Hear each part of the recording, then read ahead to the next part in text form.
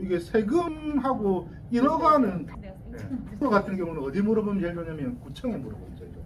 인허가를 담당하는 관계기관은 구청이란 말이죠. 그리고 교육 같은 거는 교육청. 그러니까 제가 처음에도 얘기했다시피 세금 관련해서 궁금증 생기면 그 국세청이든 세무서든 전화하는 게 맞고, 인허가 관련 궁금한 게 생기면 관계기관에 전화하는 게 맞고, 전화 연결이 안 되면 찾아가는 게, 찾아간 값은 합니다. 그게 번거롭고 귀찮고 힘들지만 그만큼 금전으로 와요. 저는 세무서를 자주 가거든요. 몇 번 본 사람들하고는 약간 우스갯소리도 나눌 만큼 좀 친분도 있는데, 해가 막 가면 갈수록 질문의 난이도가 질문 횟수도 많이 줄었고, 한 번씩 질문하면 답이 오는데 1시간씩 넘게 와요. 자기들도 막 찾아봐야 돼. 질문 난이도가 계속 올라가요. 좋은 것 같아요. 그런 생각 가지고 있어요. 세금을 추징하는 사람들한테 뭔가를 물어본다는 게 되게 앞뒤가 안 맞는 것 같기도 하는 느낌도 받을 수가 있는데 되게 설명 잘 해줍니다. 그러니까 세무공무원들한테도요, 굉장히 구체적으로 해줘요. 그 사례 얘기 하나 드릴게요. 부동산 관심. 좀 빈번하게 일어나는 일이에요. 나는 서울에 직장을 다녀요. 내가 가진 아파트 있어요. 서울에 있는 제법 괜찮은 직장을 다니고 있어요. 우리 엄마는 부산에 살아요. 우리 엄마 역시나 아파트를 가지고 있어요. 그런데 뭐 공제를 받으려고 하다 보니까 주민등록등본상에 같이 있는 게 너무 좋은 거예요. 내가 회사에서든 세금 연말정산이든 공제를 막 받을 때 어머니를 이렇게 전출을 시켰어요. 근데 그 사람이 이사를 집을 더 좋은 집을 하나 보고, 그럼 일시주택자가 돼서 비과세가 되는. 그래서 이제 당연히 비과세인 줄 알고 액션을 취해서 계약까지 끝냈는데 양도세가 발생한데, 어머니가 이쪽으로 온 바람에 1세대 2주택이 된 거예요. 와, 이러면 어떻게 해야 돼요? 나는 1세대 1주택이야.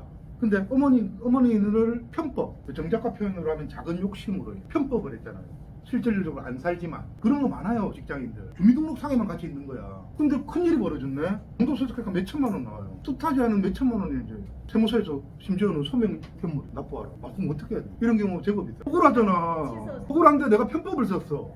미치겠어. 근데 이걸 내가 부담하기엔 너무 커. 예를 들어서 한 1,200만 원 같으면은 내가 잘못한 거니까 법 썼으니까 넘어갈. 1,200이 아니란 말이야. 몇 천만 원이잖아. 1가구 2주택이 되는 거예요. 각자가 세대가 아니고 한 세대가 한 세대로 보자. 그런데 실질적으로 그거 아니잖아. 자기가 장난쳐서 그래 된 거. 실질적으로는 따로따로 살고 1세대 1주택, 1세대 1주택. 세무서는요, 제가 강의 때 그 말 들었을 거예요. 일이 발생했을 때 즉시 뭔가 액션을 안 취한다고. 그거를 숙성시킨다는 거예요. 숙성해놨다가 국세부가 제척기간이 끝날 무렵에 기억나시죠? 네, 그게 절대 그런 게 적용이 안 돼. 항상 숙성을 시키거든요. 그럴 때는요, 세무서 찾아가면 돼요. 세무서 찾아가면요, 납세자보 담당관 제도라는 게 있어요. 민원실 가서 물어보는 거예요. 억울한 거잖아요. 제가 내는 게 아니잖아, 이 얘기를. 억울한 얘기 그대로 솔직하게 털어놔요. 납세자 보호 담당관은 내 편입니다. 그 사람들은 국세청에서 밥을 먹고 살지만 국세청 편이 아닌 사람들이에요. 이 납세자 보호 담당관이 설명을 다 들어봤는데 이 사람 말이 진짜 같아. 근데 말만 들어서 확인되는 건 아니에요. 증빙이 필요한 거야. 근데 이 사람도 당신 말이 맞는 것 같은데 당신 없던 일로 해줄게가 안 되잖아요. 뭐가 있어야 될 거잖아요. 관계 자료. 그 관계 자료를 어떤 거를 납세자 보호 담당관이 알아봤냐면, 일단 서울에 살고 어머니는 부산 사는 사람이에요. 어머니 신용카드 내역을 조사해봤더니 주로 부산에서 썼네. 어머니가 당뇨를 앓고 있었어요. 병원도 항상 부산 인근에서 병원 치료를 받았네. 그래서 세금이, 우리나라 세금은 실질과세 원칙입니다. 실질적으로는 이루어진 일이잖아. 여기서 이제 하고 싶은 말은, 세금 관련 문제가 생기면 세무서를 적극 활용하면 된다. 진짜 억울한 일이 생겼을 때는 납세자 보호 담당관을 찾아가시라. 각 세무서마다 다 있습니다. 약간의 세무 지식만 머릿속에 포함되어 있으면 돈도 많이 아낄 수 있지만 편안해질 수 있는 거예요.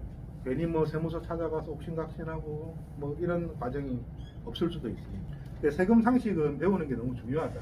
그래서 저는 요새 이 교과 과정에 꼭 들어가야 된다. 중학교를 졸업하면 부가세 종소세 계산할 수 있어야 되고, 뭐 고등학교를 졸업하면 양도세, 상속증여세 계산도 할 수 있어야 되고, 그러면 우리가 살아가는데 너무 편하잖아요. 그리고 교과 과정에 꼭 들어가 있으면 좋겠어요.